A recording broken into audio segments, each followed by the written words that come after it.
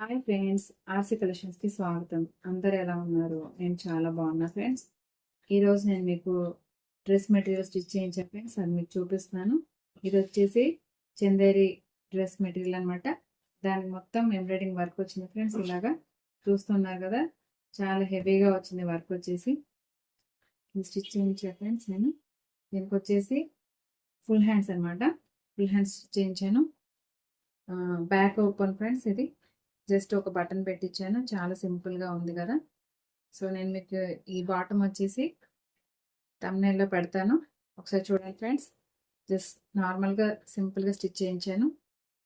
ఇది చూసి మీరు కామెంట్ రూపంలో తెలియజేయండి.